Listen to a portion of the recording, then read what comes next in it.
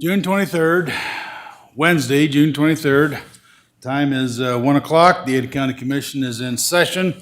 All three commissioners are present. We have with us at the podium our illustrious clerk and auditor, Mr. McGrain. Thank you, Mr. Chairman. It's yours. We are here just to get some of the final details in terms of preparing the budget so that our office can assemble it for later adoption for the tentative budget will be at the end of July. And obviously the public budget presentation on July 21st. I pulled up this screen because we haven't really looked at it. This is, I know, Mr. Chairman, you always like to say, what's the big picture look like? This is the big picture. One thing of note, at least on the one thing that we're missing, and I think you guys are all acutely aware, is just setting those elected official salaries. That's the only decision we haven't necessarily made. We can, of course, review anything else in the budget. The one thing of note, when you look at the combined Ada County budget, so this is the 3% cap funds, but also the special revenue, the enterprise funds, this will actually be the first time that Ada County's total budget exceeds $300 million. So just something of note. I don't know that that means anything one way or the other. Obviously, we have tax relief provided in this budget. A lot of it you can see driven those special taxing districts, so EMS being one of those and others where there's some growth in those areas. But this gives you an overview of the collective state of the budget. Here's where we left off in terms of the use of fund balance and all of the decisions that were made. I'm happy to pull up anything. In my mind, the easiest place to start is here with the recommendations from the Citizens Advisory Committee. But of course, Mr. Chairman, I'll go any direction that you as a board see fit at this point in time. So whether you want to take up this or something else, I'm flexible. Are we ready to take this up? Mr. Chair, I think Commissioner Davison had some other additional questions, right? Well, we could either do this first or the little things first. Well, let's do this first, and then we'll do the little things. Okay, How's that sound? up to you. Okay, well, go ahead. Okay, well, this is a tough one because there's so much politics and emotion tied into this, and I think you could probably tinker forever without being 100% satisfied. Well, one thing I always assumed is that I was always surprised that the coroner was at the same level as some of the other offices because I think that one has probably the highest possibility of death, when you talk about diseases or things that might come into the morgue. So there's a high level of risk there, but I don't think we heard back from any of the elected officials that they had any particular issue with any of these, but and again, one thing I brought up to the committee was just sort of the difference between the commissioner's office and some of the other ones from the political side of things. And so I am going to make an argument for a slight bump to the commissioner's salary. And here, let me pass that down there. But on the grounds of the fact that we have to do the 2-year staggered terms, plus the increased competition in the commissioners' elections as opposed to the other offices, I think really does diminish to some degree the value of the office compared to the other offices. There may be offsets that you could say, okay, on the other end, it's offset by something else. That's worthy of discussion. But I came up with the thought of instead of 122, 127 for the commissioners with a $1,000 premium for the chair. So that would be an additional $16,000 overall. When you compare that to some of the other elected offices, on the political side, they are elected, but for almost nearly all intents and purposes, they're practically appointed. The common scenarios, you got the chief deputy who just almost automatically becomes the elected official, as Phil knows. That's kind of the position you were in. And if you look back in Ada County, almost all the administrative officers, plus sheriff and prosecutor, have, I'd say, 25 to 30-year careers with virtually no competition on the ballot. So you go back to coroner, you had Erwin Sonnenberg, and I don't know the exact dates, but we're in the range of, 20 to 30-year careers, 5 to 6 terms, something like that. The assessor's office, Bob McQuaid what year are you on, Bob? Mr. Chairman, Commissioner Davidson, this is my 7th term, and you did run against me. As I said, no serious competition. Back in the early, I think it was 2000. The clerk's office, you had J. David Navarro for a similar amount of time. Treasurer, I'm not sure. I think because there was a little bit of turnover recently, but was it Lydia Justice Edwards? Was she a long-serving treasurer? Who am I thinking of? She the state treasurer. State treasurer. Yep. I'm not sure who the treasurer was prior to, Cecil Ingram? Prior to Cecil Ingram was Linda Fisher. Fisher, okay. Sheriff, Vaughn Colleen, that was a very long term. Prosecutor Greg Bauer, was that 25, 30 years, something like that? I asked somebody, a previous commissioner, who they thought the longest serving Ada County commissioner was over the last 40 years, and they thought it might be Rick Izaguirre with something like 12 to 13 years, perhaps. He was, I think, maybe even longer than that, but probably. Okay.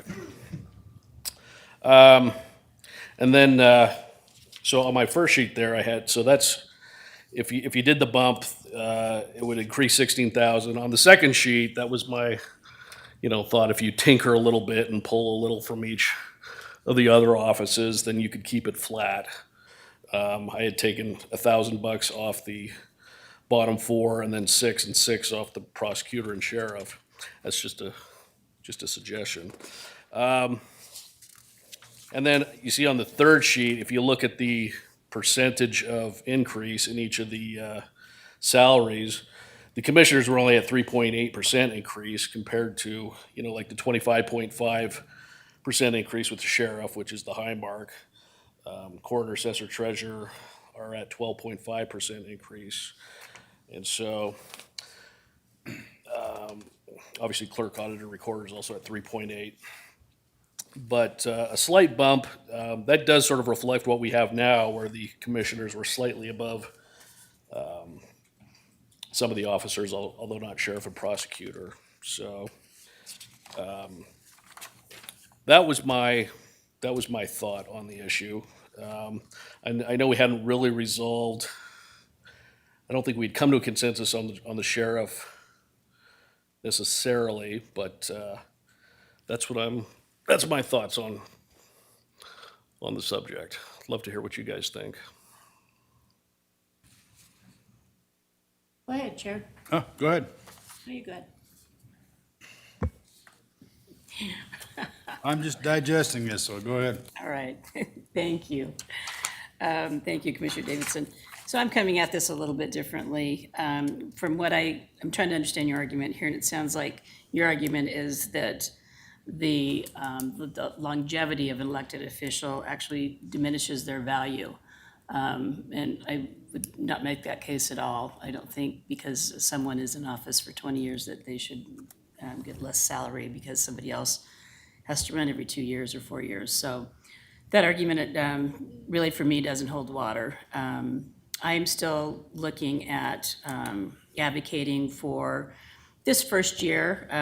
What the Citizens Advisory Group recommended is 122 for clerk, recorder, commissioners, treasurer, assessor, coroner, and leave the sheriff at 143. For 52, we have candidates, and I think getting a new sheriff in there, waiting a year, getting input, and then having the citizens group go back out, I think do a more thorough analysis. I think Steve Rutherford has some data we can include in our analysis here today from Canyon County, because Canyon County was thrown out of the mix. But I would strongly oppose having the commissioners get an increase in their salary. I've served now in 2.5 years with 5 different commissioners. And I've seen in the past, and what I've seen personally, because there are 3 commissioners, some commissioners feel like this is a part-time job. And not necessarily this board, but I've seen commissioners not take it as a full-time position. And I've heard and seen in the past that isn't just once or twice. So it's a really difficult situation when you've got three elected officials to have all of them equal. I think, yeah, the chair, I was in the chair and I had to do a lot more work.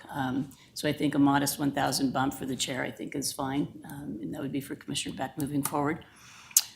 So for me, the only debate that I would like to have today is on the prosecutor, and I'd like to have Rutherford tell us what the Canyon County numbers look like. I think Steve pulled, we asked for the size of their budget, let me come on up maybe, and their budget and number of employees so we can compare. That was for the sheriff as well. Yeah, Mr. Chair, Commissioner Kenyon, we may have two ships parting in the night. I do have the information for the sheriff. I think probably Bethany is on that site right now and maybe could get the prosecutor's office over there. The employees in Canyon County at the sheriff's office, they have 275 staff. Our sheriff's staff is at 805. 805. The number of total employees in Canyon County is 900 to our 2075. And then I don't have a budget number, I have population. Don't have a budget number for the sheriff or for the prosecuting attorney? No, Budgets. it was not on that, wasn't easily. Let me look real quick. I actually think it's included in the report. Is it? I think they have their budget. Well, that's because it's in the news article. Oh, yeah.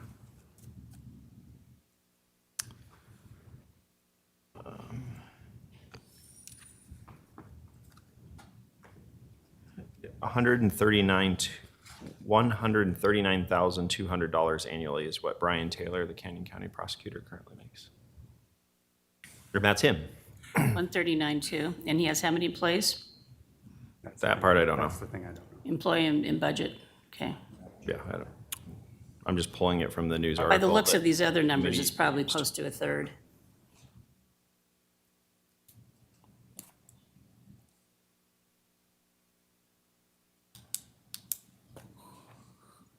Okay. Well, while we're waiting those, oh, you've got it? So prosecuting attorney in Canyon County has 83 employees. 83 83 employees total. Yeah. versus our prosecuting attorney? Ada has 175 by this Idaho Association of Counties Salary Survey. Okay, so about half, okay. 184 is what I'm hearing from the peanut gallery. 184, okay. All right, so if we were to calculate that, put that back, that analysis back into the mix instead of throwing it out, I'd be interested if somebody could run that calculation. Not on the sheriff, I'm happy with leaving that where that is for a year, revisiting that, but for the prosecutor's office, I'd be interested if we put that number back in, if somebody can run those numbers. Okay, We'll see what we can do. thank you. So that's kind of where my head's at. What's the numbers?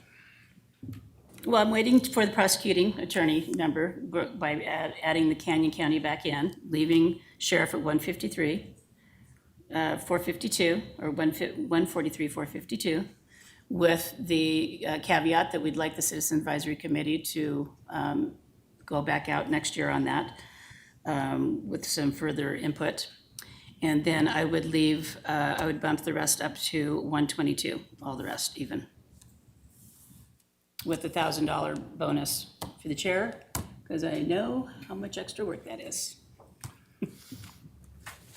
Mr. Chair. Yes. So I guess the one concern on the sheriff's salary would be, in talking to Scott Johnson, he feels like that limits their ability to give the lieutenants and the captains a raise, because I don't know if it's a cultural thing there that that they don't want to let anybody make more than the sheriff, whereas in some of the other departments, some, department heads make more than the elected officials. So I don't know if that's how exactly that works, but. Yeah, Mr. Chair, Mr. Davidson, Commissioner Davidson, that's why I said with the caveat that we do go back out next year. We'll get the new sheriff in there, and then we do go out next year and have Bethany really do an analysis Right now, we don't have a formal analysis on that, and I think that would be a really good next step, is to really take a closer look at that. And then I think at that point, we can come up with a more accurate number for salary.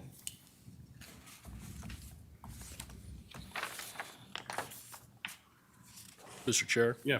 It's a question to Steve. So the concept that the one elected official who is required to have a degree gets an increase in salary, did the committee ever talk about, I mean, there are no requirements in the other offices, but they're all skilled positions where you would want to attract somebody who would have that kind of advanced degree. And so was there any talk about bumping those up to attract somebody with a degree versus not a degree? Mr. Chairman, Commissioner Davidson, there was some discussion of that. You obviously want qualified candidates, but there was a lot of discussion about, based on what Chairman Beck told the group, which is people running for these positions aren't necessarily running, for money. Salary is not their primary motivation for running. The theory, I guess, was we have qualified candidates. We have really good people sitting in the seats. And we should base the salary on a market as opposed to who is presently occupying the seat. And to do that, we just looked, the committee really kind of focused on what are the comparables in like counties with like kind of growth circumstances, like pressures. So they basically remained on the same market comparators that HR used.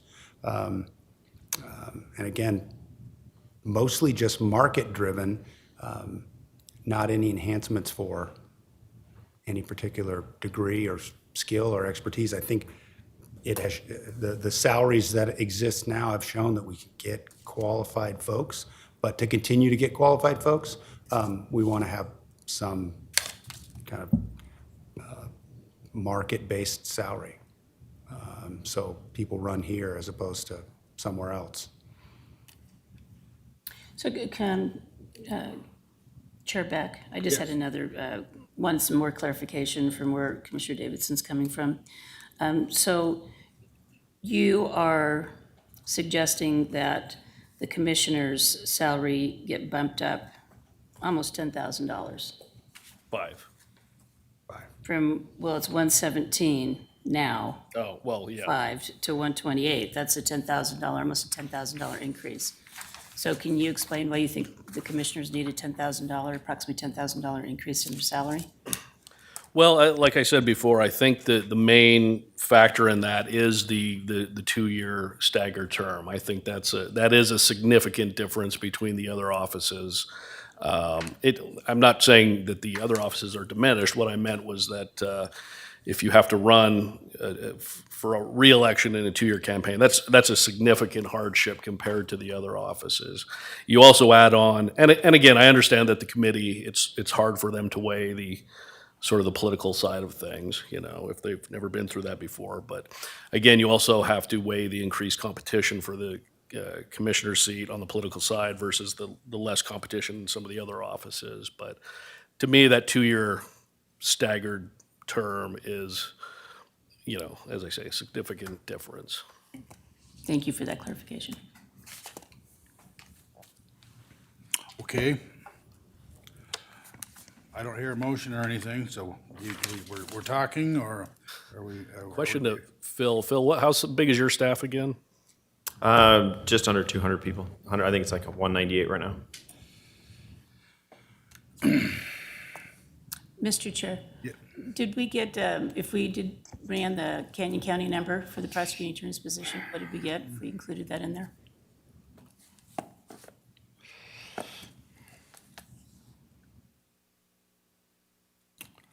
Out of all the positions, I think this is the one that we need to keep a real competitive salary.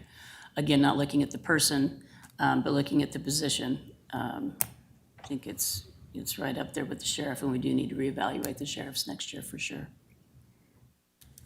But before I make a suggestion, I think Commissioner Beck, you were the one that wanted the Canyon County number in there, right? You didn't think it should have been thrown out?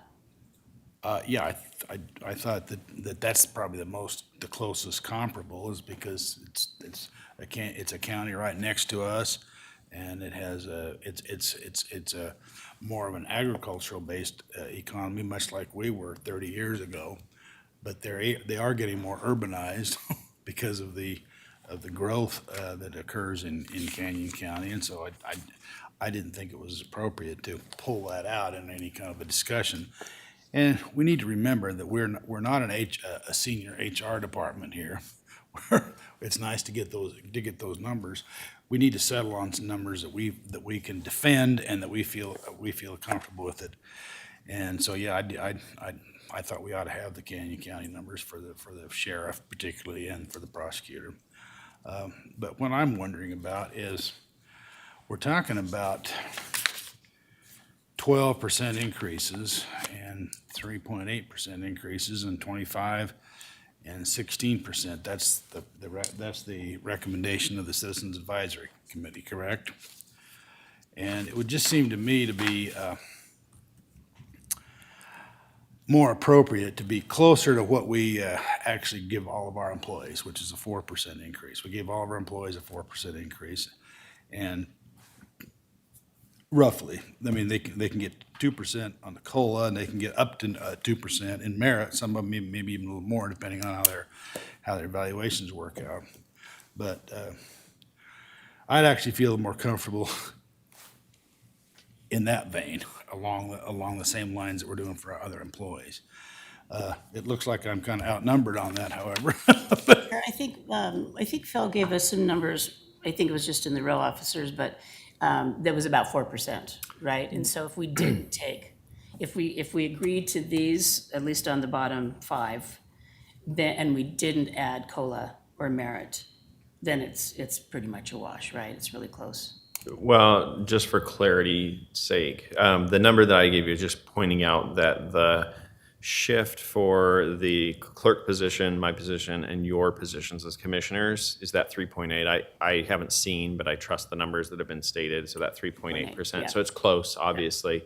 For those two roles, the other roles vary more than that. So I was only referring to those two yesterday. I wasn't saying it balances out in any way. So, Right. you know, Yeah, you could take according and add 4% to all of the positions. According to the numbers that Commissioner Davidson put together, and I don't question them, the clerk auditor and the commissioners would be 3.8% if we did what the Citizens Advisory Committee recommended.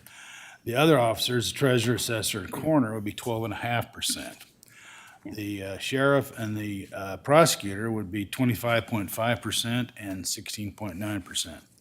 Well, without any reflection on any of the officers, I think that it will be a little more difficult thing to explain why we're having such a large increase for all the line officers. I guess that's the name that they've come up with is for the officers. treasurer, the assessor, and coroner, and particularly for the sheriff and prosecutors, when our average employee will receive maybe 3% to 2%, to maybe some of them 4%, and I just don't feel good about that. I think we ought to pretty much stick with close to what our salary increases are for our staff.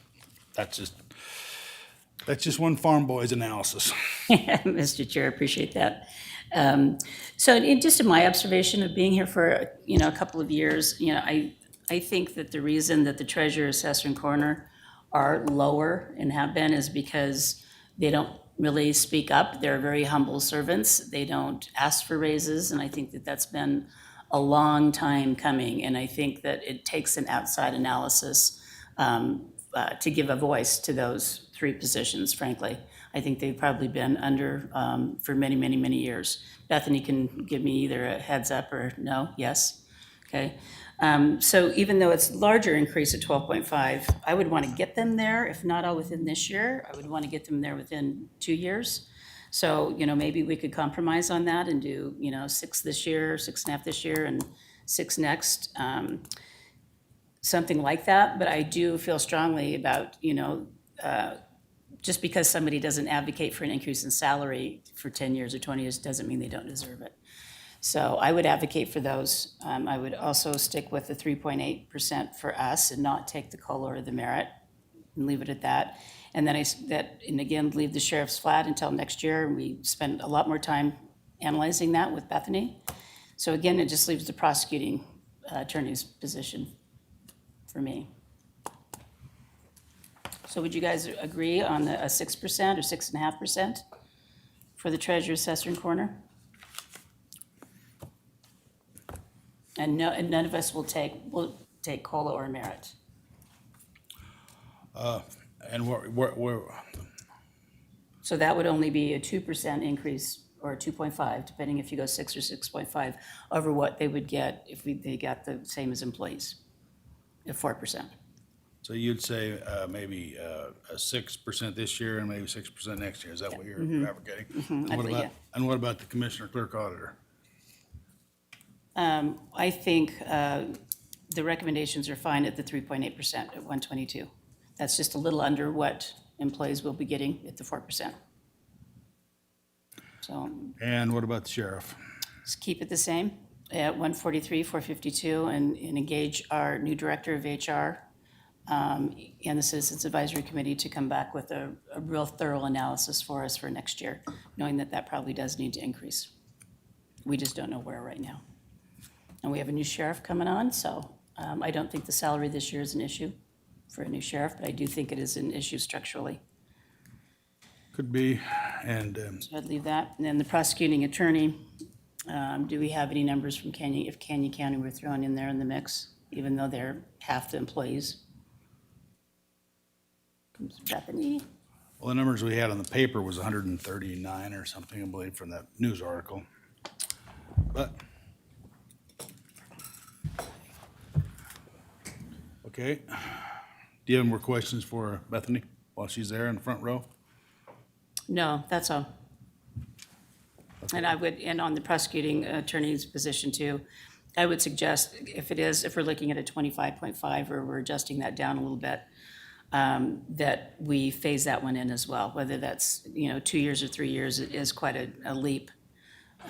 Well, it's not at 25.5, that was the sheriff. The prosecutor is at 16.9, 16.9. according to these numbers, and I assume they are correct. Well, I asked our clerk Matthew to do this for us, so if he's wrong, it's, He's wrong, it's his fault. Double check. Yeah. So, yeah, I'm good with phasing, adjusting it down a little bit by adding Canyon County analysis into the mix and then phasing that over 3 years to get that position where it needs to be over the course of 3 years. Mr. Davidson? I'm certainly interested what the public's gonna have to say about this, because obviously there's gonna be time for public testimony down the line and the citizens can weigh in. Is that correct?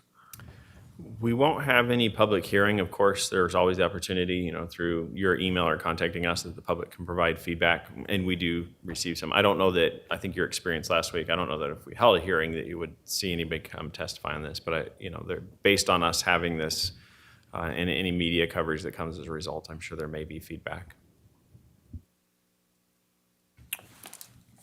One interesting factoid, when I looked at the state elected officials, I was kind of surprised at their rate. It looks like if this goes through and you happen to be elected Secretary of State, you'd be taking a pay cut. Isn't that true? I am well aware of that, yes. Well, they don't increase the salaries of state elected officials only in an election year, and they do it just prior to that, and then it stands for the next 4 years, actually, so they'll be talking about that next legislative session. So, anyway, Mr. Chair, Yeah. I'd just like a little bit more clarity on how we go about raising employees' wages. I mean, is it only through the COLA and merit? Can the commissioners just ever go like, here's one class of employee we'd like to give a raise to? Because I would love to see anyone making under $15 an hour in Ada County get boosted up, but how, Mr. Chairman, I can address that. Yeah, you can, or Bethany can with the levels. Yeah, it's probably more appropriate for me to answer it, and then the process would be what Bethany oversees. So, yes, in this process, so everything in terms of financially for the county happens during this budgeting process in terms of an annual appropriation, and it isn't uncommon necessarily. If you think back, there was, let me pull it up here. This isn't the best example, but it is an example. We were discussing out at the fairgrounds the maintenance mechanics, right? So there's been years that we've taken either roles, types of positions, maintenance mechanics being one of them, as a matter of fact, or probation officers, for example, and said, you know what, these wages aren't competitive. We need to boost this class to stay with similar jobs in the area. And that often comes through Bethany's office where they'll do a market analysis, or it can happen both ways. We can do a market analysis where we're doing research and saying, hey, these jobs need to be increased. Also, there's instances where employees en masse come together and say, we're not earning good wages. There's higher turnover, and so we have to address it. You do have the ability, and you do have the ability in this budget too, if you want to. For example, I think with the Bethany has the information, but if you take the 2% COLA, the 2% merit, and let's just average it out to 4% like the chairman said, there's only a small number of jobs that we have remaining that would be under $15 an hour. I certainly would advocate, because it impacts my office, that those lower wages, especially when you look at rental prices specifically. I mean, some of our wages are at a point you probably aren't a homeowner, right? So you're paying those rental prices, but boosting that up. Always what comes up in that conversation is compression as it relates to other positions. So, but this is, you can definitely do that. There are no restraints in terms of your authority as a board in looking at these. So it's not just these ones, just looking at elected officials. And that is, the merit and COLA are the tools to hit the masses, but you can always do targeted. And that's that whole page, really, a lot of these requests that we saw, those special salary adjustments, are department heads or elected officials who've had that looked at for certain positions in their office where they feel that there are shortcomings.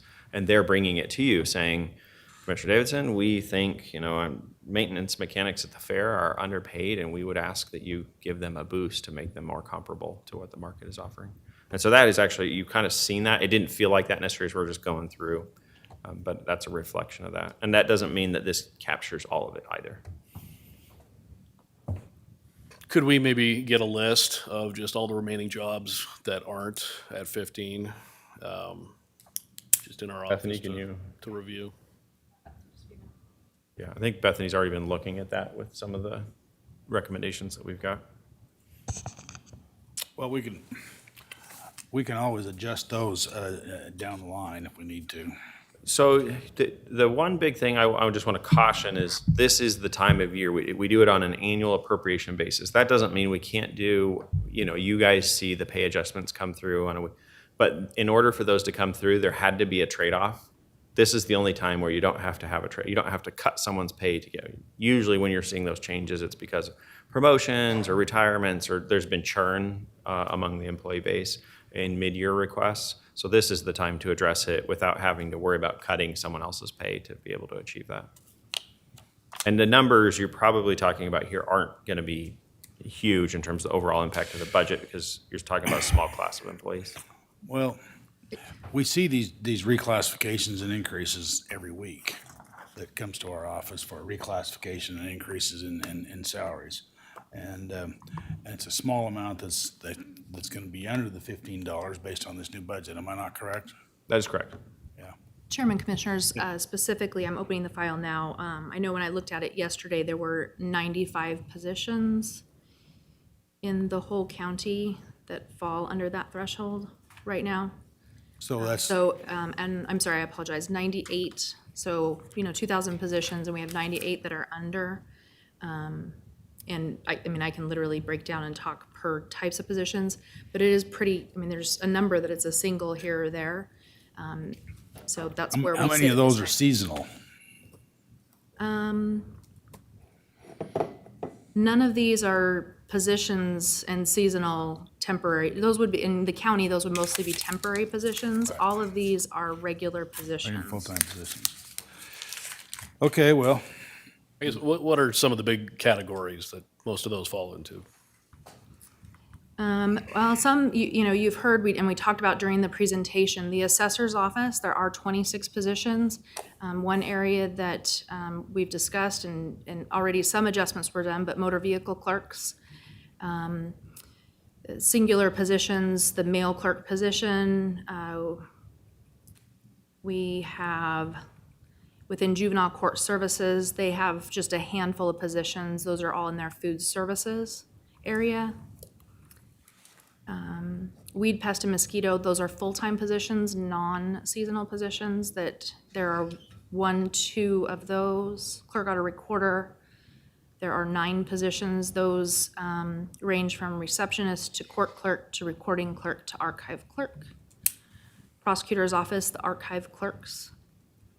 Within the sheriff's office, there are, and this is a big area for the sheriff's office, there are law enforcement records techs. They have been working really hard to make adjustments there, but those are positions that are under 15 at this time. And there are probably about between 12 to 15 that fall in that boat. Trial court administrator has 2 admin assistants. I'm sorry, 5 admin assistants. There are drug screen technicians. Those are part-time positions that are under there, and another admin assistant. What about all the temporary help at the Western Idaho Fair, all that staff? What's that classified? Chairman, Commissioners, the Western Idaho Fair folks, those, there aren't any that are under 15 on this list from Western Idaho Fair. So any of those, I would have to have Bob speak to that over whether they're through a third-party agency. I believe all of theirs that are temporary are through a third party. Yeah, most of the temporary, whether that would be the fair, parks, elections, you'll see where we hire them through a temp agency because of the temporary nature, and that just makes benefits and a number of other things easier because of the temporary nature. So, Mr. Chair, I'm going to take us back to the elected official compensation. So I'm going to make a recommendation here, but I still want to get that number. Do we have that number with Canyon County? What is that calculated in? Sorry, I'm still gimping, so. And I might note that our chief public defender salary is at $164,314. And we need to keep in mind that those 2 offices, we need to keep parity between those 2 offices as much as possible. So that's something to take into consideration. Okay. Chairman and Commissioners, in regards to, if you looked at per position based at Canyon County and, that's the salary there per employee is $1,677. That's not what I'm asking for. I'm asking for Canyon County to be included in the entire mix of the calculation with all the other counties. Okay. It was thrown out of that calculation. We just want it put back in. So while we're doing that, I'm going to suggest, again, we hold the sheriff for a year, instructing staff and especially the director to work on looking at what that increase should be, but to keep that at 143,452, and the clerk, recorder, auditor, and the commissioners at 122, which reflects a 3.8% increase, which is lower than what we're going to be giving employees. And then I would say the treasurer, assessor, and coroner, if my fellow commissioners aren't willing to bump that up, the whole 12.5%, I would recommend we put their salaries at 115,000 this year and get them next year up to 122. Do I have a second on that part? Well, I wouldn't want to make a commitment for next year because we're going to have this Citizens Advisory Committee. Why would we even Sure. have a committee if we're going to do that? Okay, just bump them up to If we're going to keep that 115. committee going, why would we even, I don't think we should second guess whatever they're going to come up with Fair again, enough. myself, but anyway. So I'll withdraw that, but keep it at 115 then for this year as an increase. Okay. Commissioner Davidson? Okay, so to restate the motion, it's clerk and commissioners state the 3.8, and treasurer, assessor, coroner would be did you say 115? 115, which is just a little over 6%. Yeah, 6 something. I don't like to have the funny numbers in there. I like the one, like the 115. flat out 115. That gets him up there, and then Yeah. we can advocate for him the following year if we feel it's needed. And then do we have the new number? Chairman, Commissioners, we will have that very shortly. Okay, so are we okay with that piece? But is your preference would be to go with committee recommendations on those? Is that your preference? No, mine was, but I'm compromising with you guys and saying, let's at least get them up to 115, 6 point some percent. So that'd only be about 2%, a little over 2% more than what we're giving employees. And again, it's been long overdue. So it'd get them halfway there.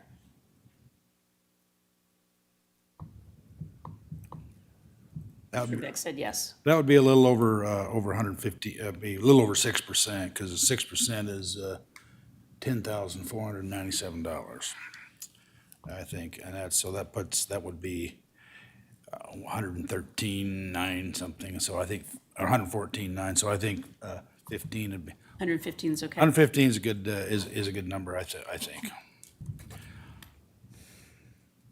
You good with that, Commissioner Davidson? You have a counter? How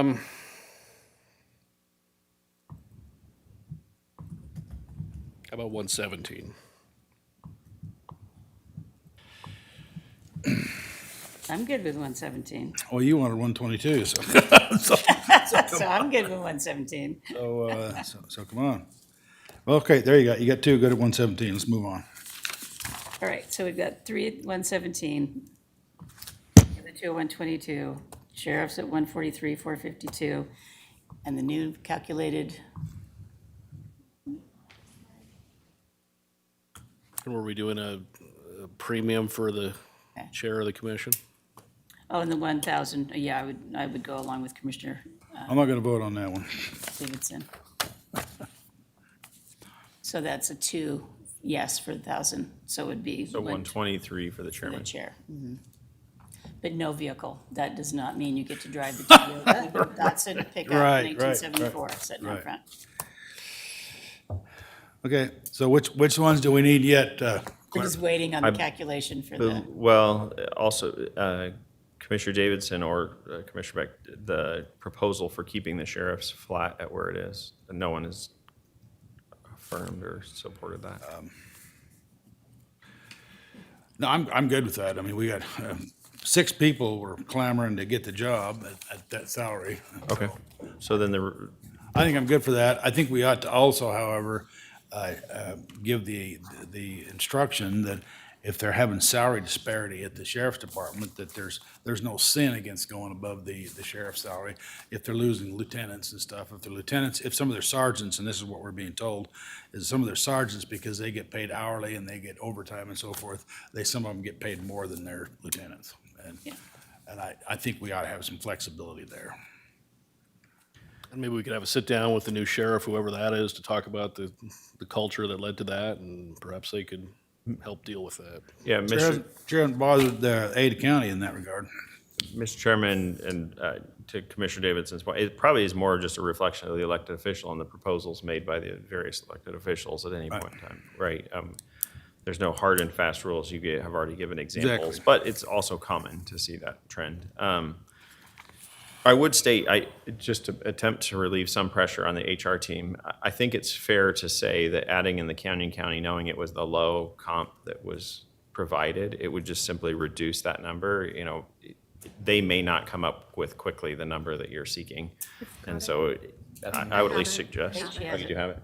Okay, go for it. Chairman, Commissioners, if you add in the Canyon County figure into all the comparables, we land at 184,036 for the prosecutor. Okay. And that's closer to the chief deputy, or prosecutor, the chief public defender at 164. I'm just concerned if we get too much of a spread there, that's going to cause some issues with that salary. Chairman, Commissioners, in regards to that, that consideration from there, the language for, that we would depending on where we land with a prosecutor, we would then need to do the further analysis. There is language in regards to how that parity comes together. It does remove the civil function from that, so that's what creates the spread. So we would need to reanalyze for making the adjustment to the public defender based upon that information. Civil, as an example, civil is 10% staffing-wise of the prosecutor's office. So we would look at that in coming up with the new rate for the public defender. Okay. Okay. Okay, so we have everything set except for the prosecutor, correct? Correct. All right. Are you gonna make a recommendation or Yeah, I think, I don't want to get too far out there this first year until we can make that analysis again. So I think because I think we do need to get it up where it needs to be, but if we just increased it 10% this year, that'd be another 16,079. 184. About 184, which is what we just came up with. So I would be comfortable with 184 for this year and then having an analysis again next year. how about you, Commissioner? Are you okay with that? I'd be okay with that. Okay, you got two. 184. I left out the 036 because you like an even number. I do like even numbers. that's what that I've always thought that was kind of interesting. Okay, to help you out there. We'll just do it on the back end. Okay, moving on. We got that set. I do think parenthetically that we should, if we're going to keep this Citizens Advisory Committee, we might possibly consider changing the structure.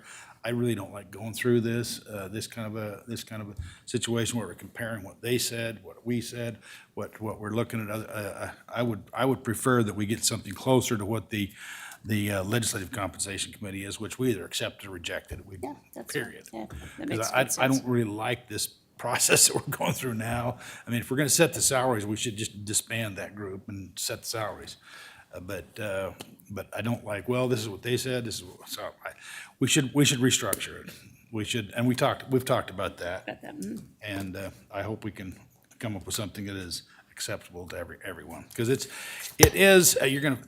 think it is a difficult thing to be setting our own salaries. I'm glad the legislature finally did that a number of years ago, because it was even worse when they tried to do it.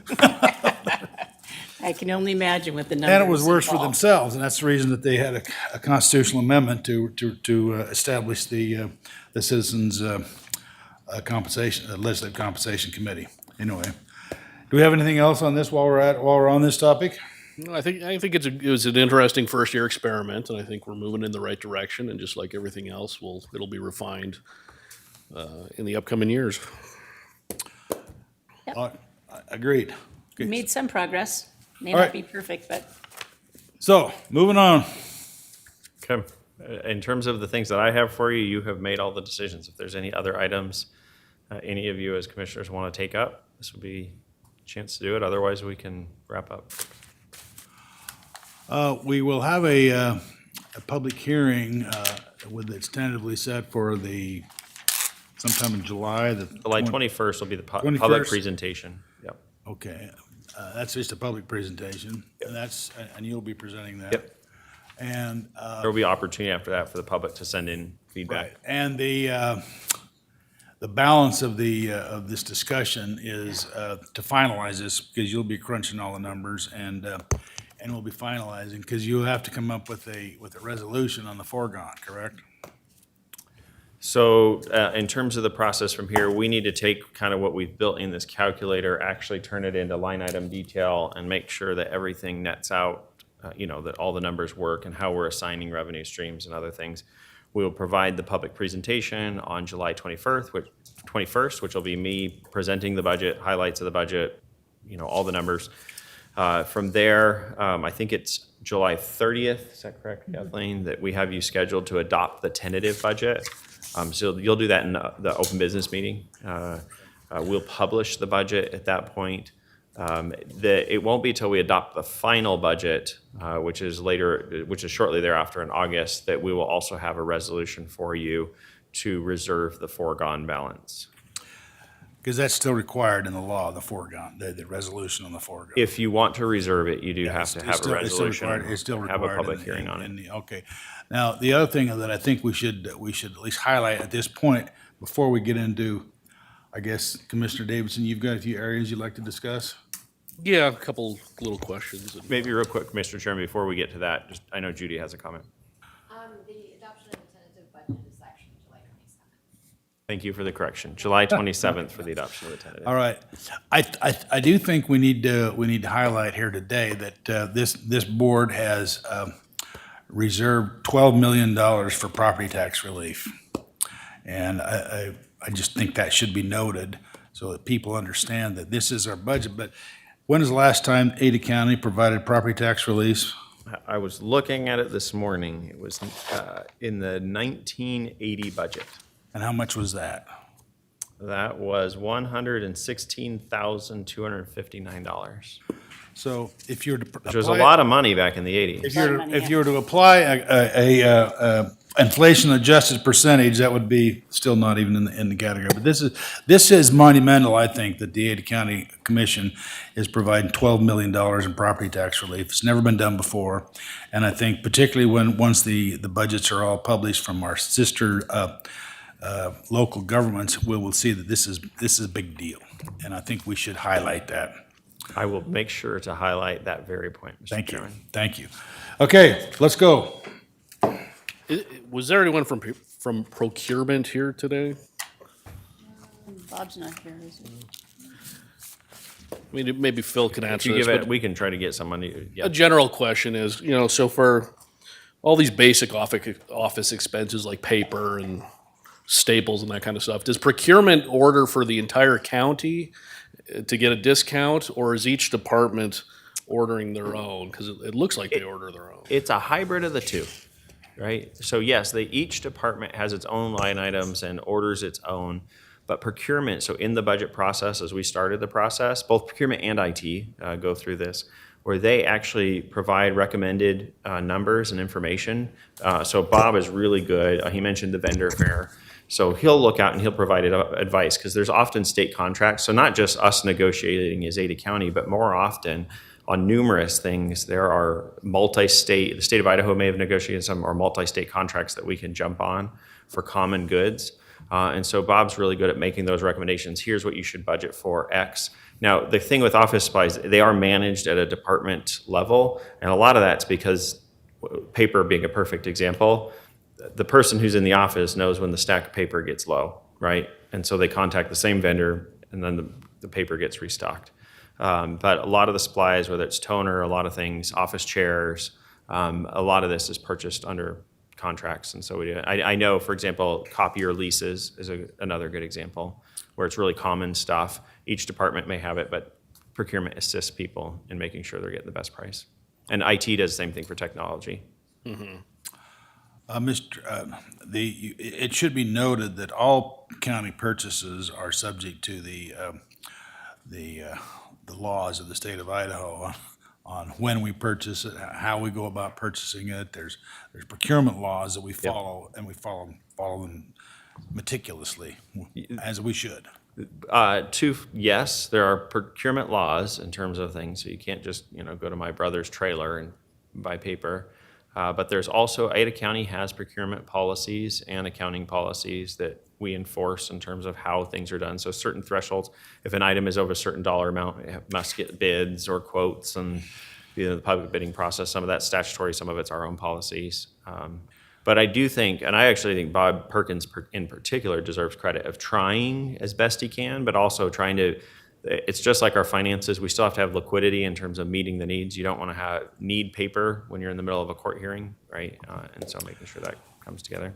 Well, and we can also piggyback on if another county or the state has a bid already procured on a certain product or service, we can just take that and use that and not have to go through the bidding process because it's already been done.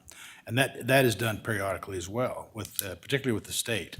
Because they have a whole Department of Administration, and they have a bigger use for products than we do. Yeah, the individual line items, and I think Commissioner Davidson, that's what you're highlighting here, is just, you'll see each office will have an office supply line item. That's really where they're paying it out of. That doesn't mean they're not all using the same common vendor to pay for those supplies.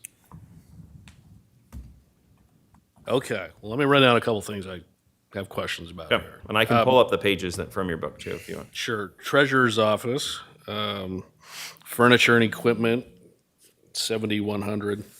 $6,450 for reception area and office chair replacement. Which is the reception area for the treasurer's office that applies to? Speak to that, Treasurer Mon. Yes, thank you, Mr. Chair and Commissioner. So the reception area would be right outside of my office. You see there's a big open space right there. It would be something right there. And so that, you have a need for the furniture right now? What are you gonna get for the 5,400? Right. I don't have it pulled up. You want me to You find probably it? need to just scroll down Yeah. 2 or 3 pages or scroll up. Sorry. Thank you.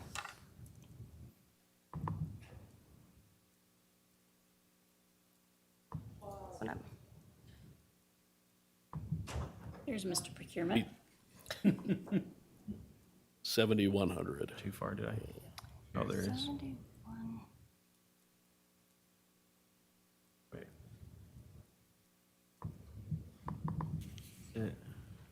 Sorry, which one? Oh, so this line, so the reception The area. reception area was the 5,400, right? And then 2 chairs for $500 each. Yeah, I'm just curious. Right. Is that replacement furniture? Is that new furniture? Oh, sorry, What- that is new furniture. Yeah, Okay. that is, it's a new area to have a reception. What we're experiencing right now is our admin specialist. You might not know where she sits because she's behind the copier, behind our tax collection clerk.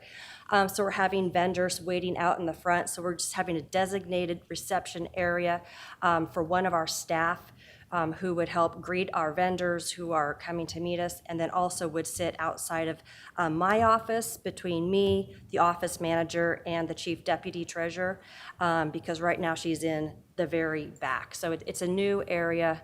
Well, the area exists. It's new furniture for that area. Okay. And I am kind of serious about a lot of these departments getting rid of some of these newspaper subscriptions, because I think with online, a lot of these old subscriptions could be canceled. But you were about the only department that actually seemed to have a compelling need for a Statesman subscription, which was that you have to verify that the legal ads were actually placed.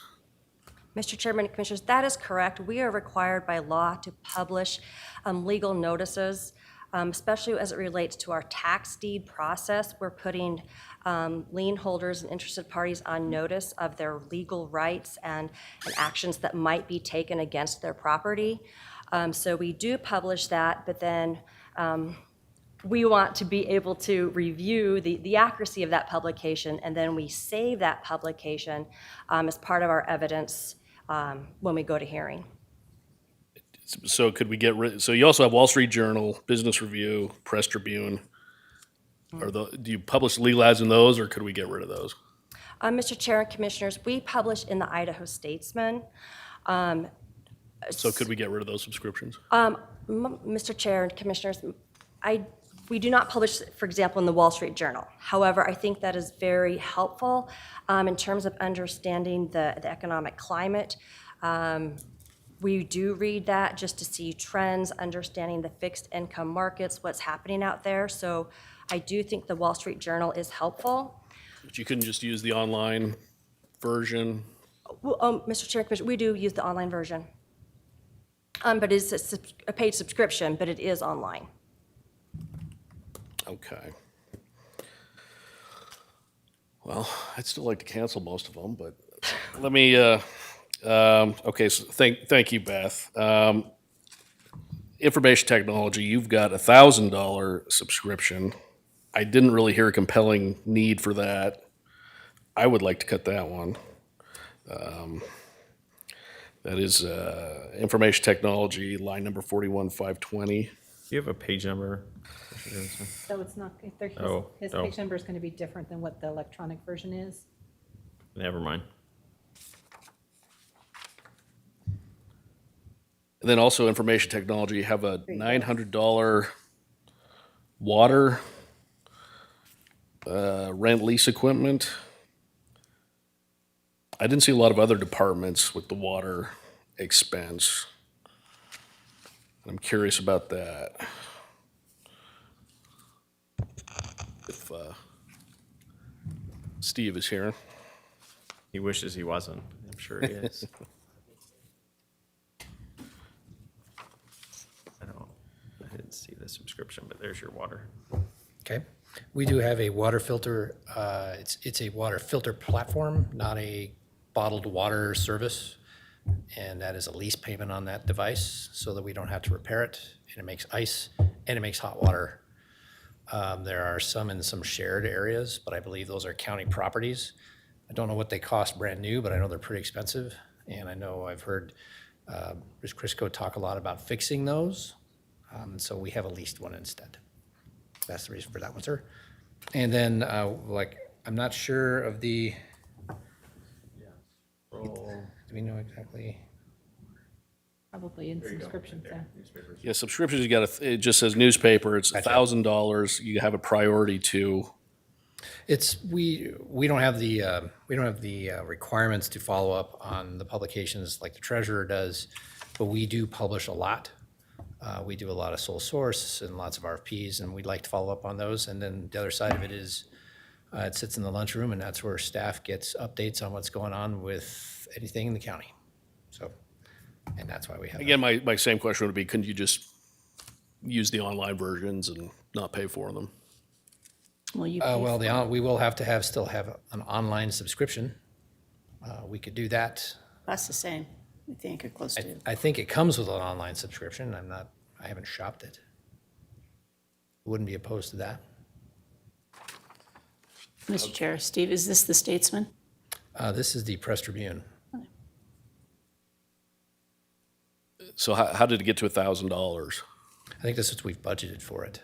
I'm not exactly sure what the costs were. We had the Statesman together, and there was we had both. And then there was some sort of breakdown. I got the story a couple days ago about how I think it got suspended at some point, some sort of billing problem, and then they didn't turn it off, and then they did turn it off, and then they billed us and they didn't bill us. And so we just didn't renew it, but the budget still sits there currently. As of right now, we're just getting the Tribune. Okay, thank you. Can we bring up district court? On it. Trial court administrator or clerk of the court? Trial court admin. Line 210, professional services. You're probably gonna have to go a long ways, Bill. Because it's just an order of the presentations. Yeah, but they were still earlier on. Yeah, they were early on.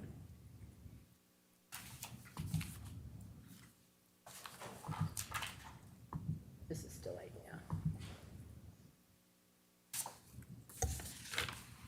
Oh, it didn't work.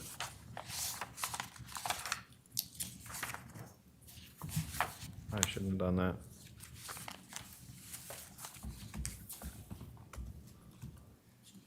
Which we're trying to be fast. Are we going to TCA? Is that where we're headed? Yes. Well, I might, while you're looking for that. See, the paper book is actually more helpful here. Mr. Chair, while Yes. Phil's looking for that, I might add, for the record, on the TCA court budget, on the remodel, they were asking, remember, for that 4.8 million, and Right. we agreed to the 1.2 out of their fund. And I asked if there were any additional costs, and they said no. There are. They're stating there's no staffing requirements. However, there is operations staffing that will increase to about 60,000 per year. That's for the drug court Yeah, remodel. when they get it up and running. So that's not in their budget then? That wasn't in their budget. So I asked for a full financial analysis of that. We should get it. Which won't impact this budget, but just for correction for the record, there was an increase. Okay, Commissioner Davidson, what was the line item again? It was 210.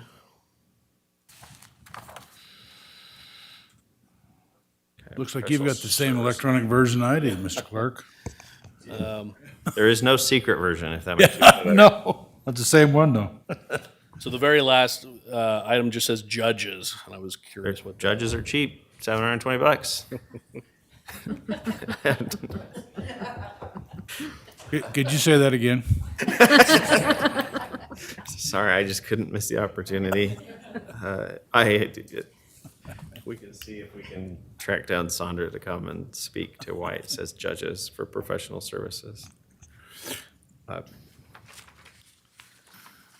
Good question. Okay, I guess if we don't. We'll know chase it offhand- down and get you an answer. Sure. Okay, can you ping Sandra?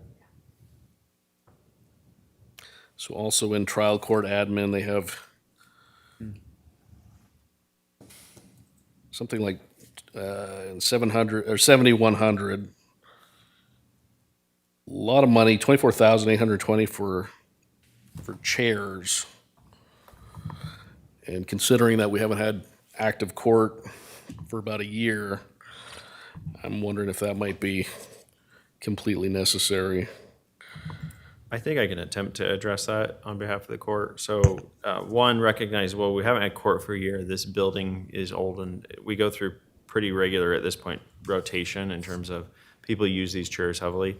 And the trial court doesn't just provide office chairs for their employees, they also provide all the furnishings for the courtrooms, right? So if you just think about whether that's juror chairs, plaintiffs, defendants, the judges, the clerk, as well as all the office furniture, including the judges, the clerk's furniture, the legal assistants and whatnot. So while it may seem high, I just having been here for quite some time, that's actually pretty nominal in terms of the overall chair. It's not like they're replacing all the chairs in their office. I mean, is it like yearly? Is it in the? Oh, no, it's Multiple probably thousands. between every 10 and every 15 years is that when a chair would likely be replaced around here. Usually warranties are between 8 and 10 years. Like any good public steward, I think we try to stretch them as long as we can. Don't they have a lot of chairs up in the jury selection room? Precisely, A lot of right? chairs Yeah, up I mean, there. the It's sheer huge. volume of chairs in the trial court administrator's office is actually significant. Right. Okay, yeah, I mean, if it was. And the like a cost of yearly- chairs is much higher than the average, if a public person's, it's not the same as going to Costco and buying Right. chairs. We pay considerably more because we use them more heavily. Okay, I got public defender here now, and kind of on the furniture theme, they're asking for desks for the new attorneys, 6 desks at $1,000 a desk. I'm guessing that's brand new. I mean, do we ever look for used furniture to save money? $1,000 for desks is, We do. That is new. Again, that actually, I hate to say it, but isn't that expensive compared to buying, business furniture. But in terms of your ultimate question, do we try to get used furniture? Yes. I think one of the big successes that procurement has had, and I think Bob has spoken to you guys about it, is the marketplace that he set up. So when offices are replacing furniture, you can't dispose of furniture until you go through procurement and go through the marketplace. And so there's people watching. I mean, surprisingly, we had almost a bidding war over a fake plant in our office we were getting rid of because other people wanted a fake plant, just like the fine ones you have behind you. But so procurement's got a really good process trying to say, hey, if this office doesn't need it, there's probably a place like the public defenders who could use it. So that's the first place that is. I'm just wondering if the public defender is taking advantage of that or. I think so. It's worth noting, they're going through the process, right? The deli remodel. So we're going to be, when you remodel that deli, part of that comes furnishing the new office space that didn't previously exist. True. And then also in the public defenders, their business meals at 5,000 seem to be higher than, let's see, a lot of other departments. Is that right? Yeah. It looks like about $5,000 for business meals, 5210 line item. Sorry, Commissioner Davidson, I was trying to do too many things at once. One, I got a response in terms of that judge line item that was in the TCAs. It's for transcript costs related to the, I think the senior judges. Why it's listed that way, I don't know. And sorry, you were, which department were you in on Still that? in public defenders, Okay. 5210. Still in trial court? No, public defender. Oh, sorry. Sorry, I didn't, Oh, you're okay. public defender had the desk, but also Forgo. Okay. business meals. Right there. Yep. It seemed higher than other departments, and I'm just wondering on that one. Coincidentally, it's just coffee. I'm gonna assume they just burn the midnight oil, but Tony can speak to it. Here. How much coffee do you really?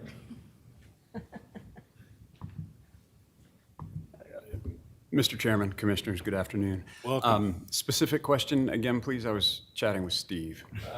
Business meals, I think you have budgeted $5,000, which seems, well, I guess you have $4,000 for coffee, $1,000 for refreshments.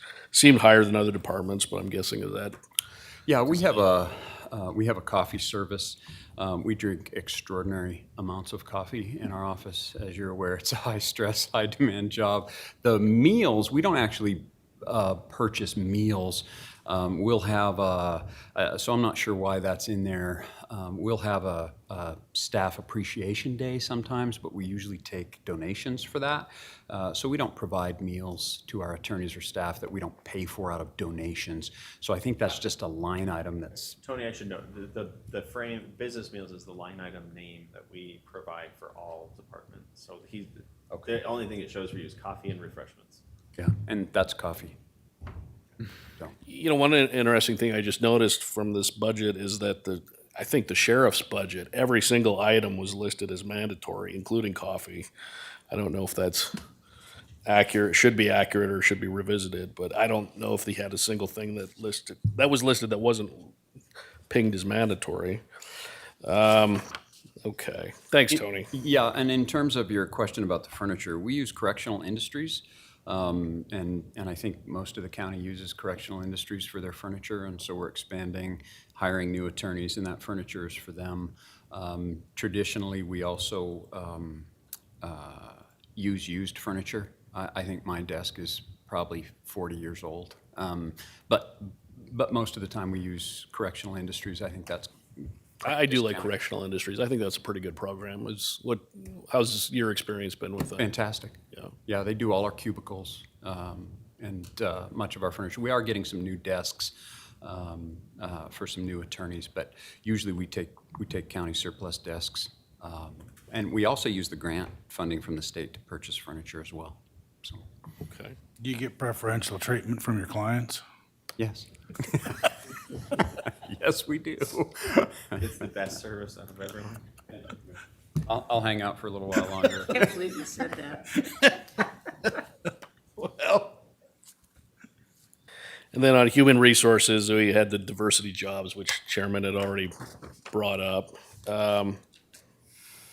Human resources, also external legal counsel.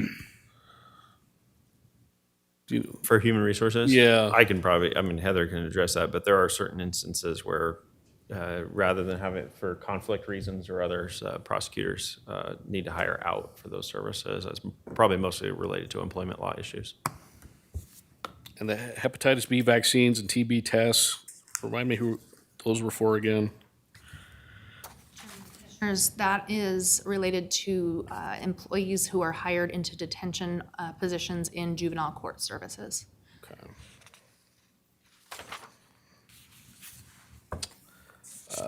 Let's see. Is this extra one? So, okay, treasurer's, my question, is the treasurer's warehouse the treasurer's public administration building on Cloverdale? Yes. Yes. Okay. There was a line item in the treasurer's budget, public administration for pest control, but there was also in the operations budget a line for treasurer's warehouse pest control. Is that a duplication or are those two different things? Mr. Chairman and Commissioners, it's a shared expense. So previously, the entire budget for the public administration building fell on the treasurer. And then last year, we partnered with procurement and operations, so we now split the operating cost for that building.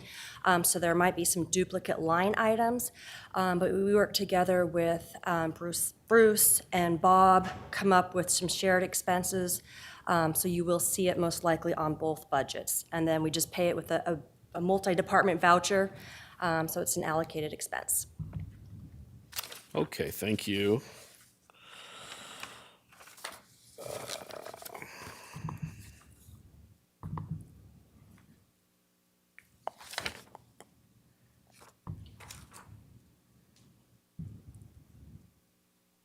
So on, let's see, operations budget, we have under cars, do we have two Ford Escape Explorer hybrids?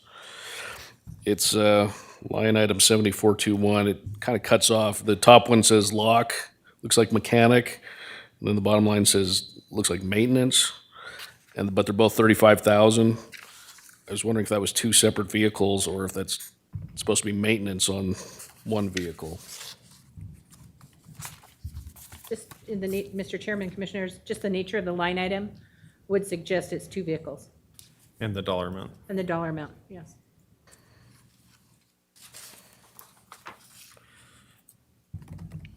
Okay. Solid waste management, electronics recycling. So $350,000 for electronics recycling.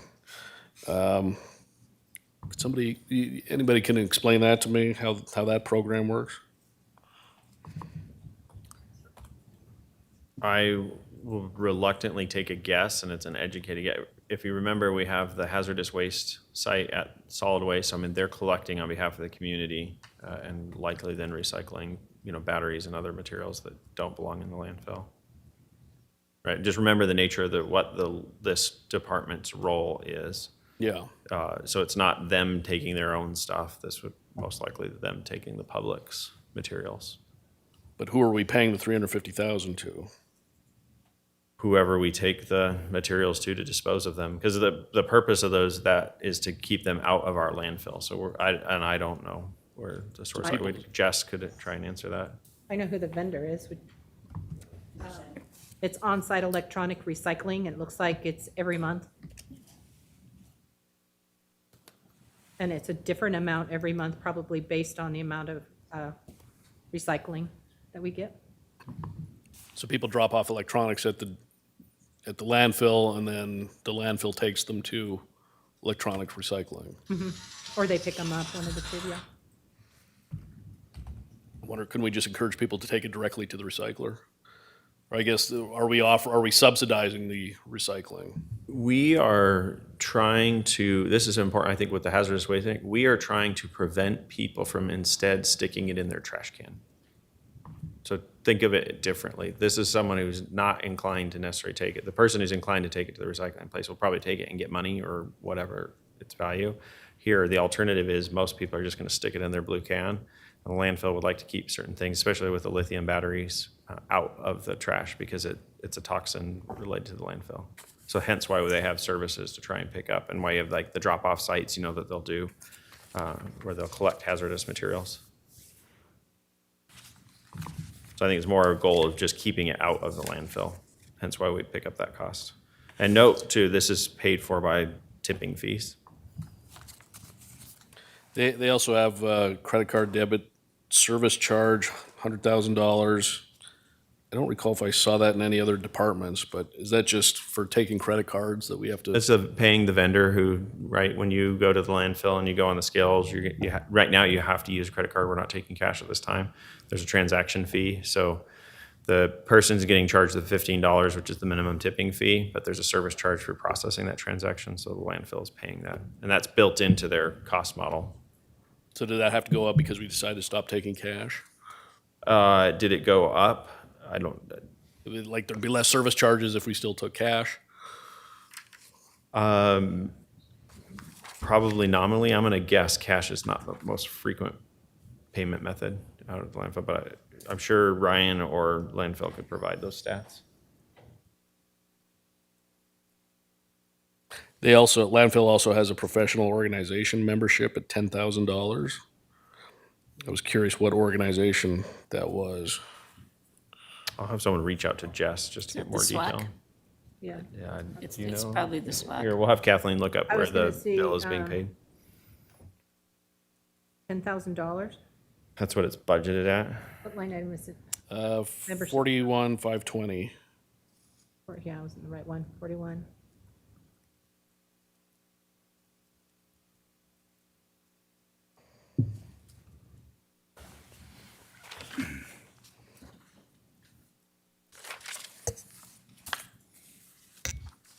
Wrong.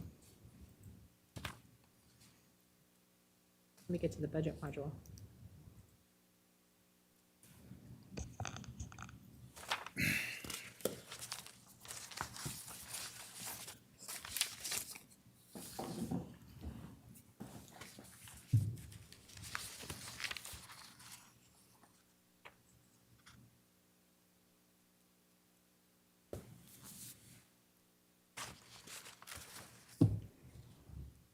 There we go.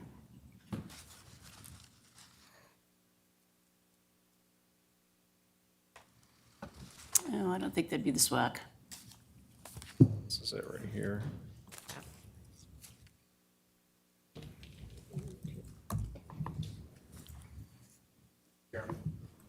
Yes. That is their association with SWANA, which is Solid Waste North America. It's an trade organization. They get a lot of their rate information. They go to a conference in the summertime. There's a certification associated with that for people in the business. In fact, at one point, Bruce got their certification because we sent him up there to do a little bit of work. But it's just their professional association for, landfills are complex. It's a lot of science. And so they provide ongoing training and resources for landfill employees.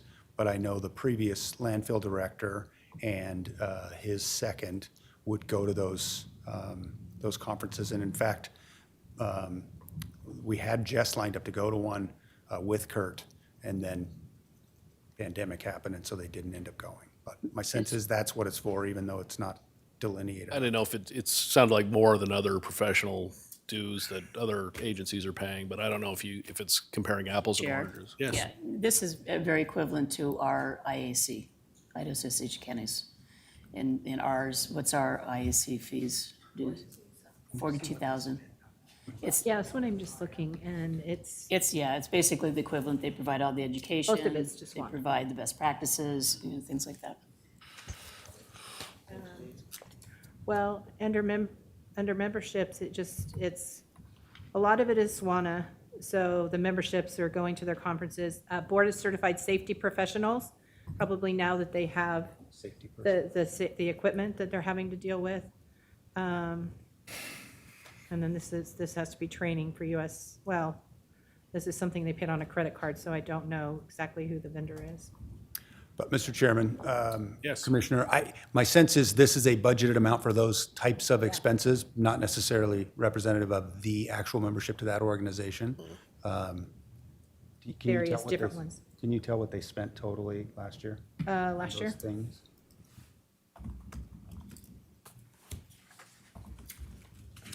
Because what they don't spend goes back to the bottom line at the end of the year.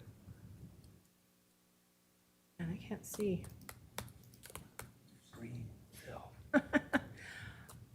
Well,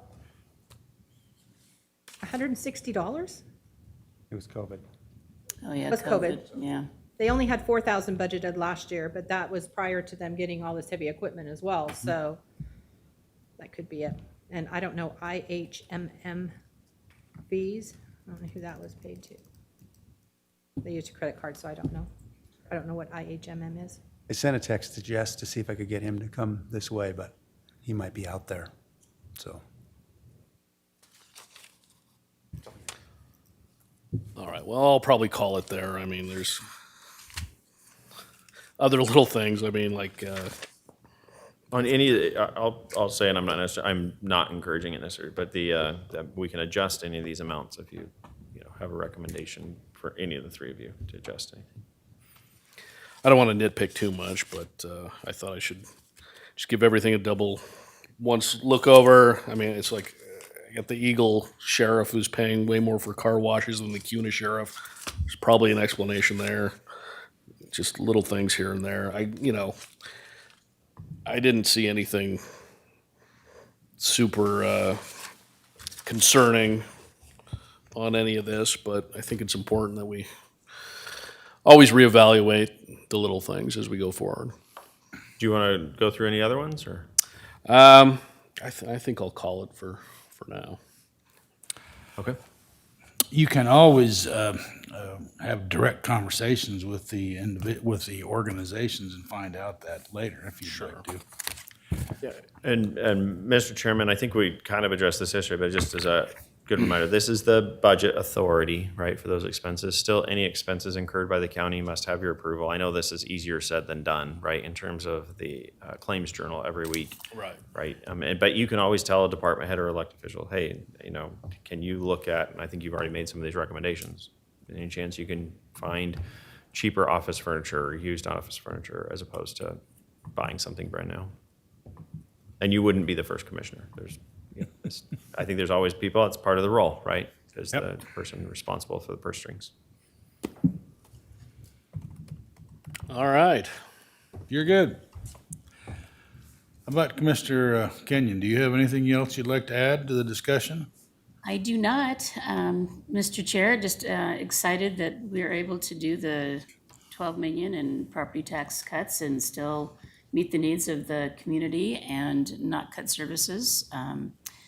Again, I don't think that's a sustainable model, but we had a lot of money from CARES, and we'll have ARPA money and some other funds come in that have really helped us to do that this year. So really pleased about where we stand, and want to thank Phil and his whole staff for all the work, working with our department heads and elected officials and bringing everybody to the table to do the best we can for our tax dollars. So thank you. Thank you. Yes, I'd like to add to that this has been a pleasant experience to go through our first budget cycle.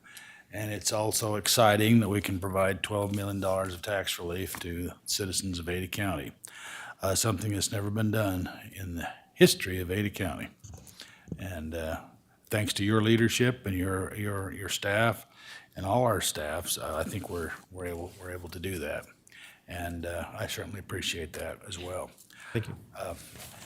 Is there anything else we need before we recess? Let me just affirm with Kathleen, or? I think we're good. I think we're good. I think we have the information. We need to make a few adjustments here, but we'll do that. I think we've got the notes from everything. Of course, we have the recordings if we need to refer back to anything, but I think we're good.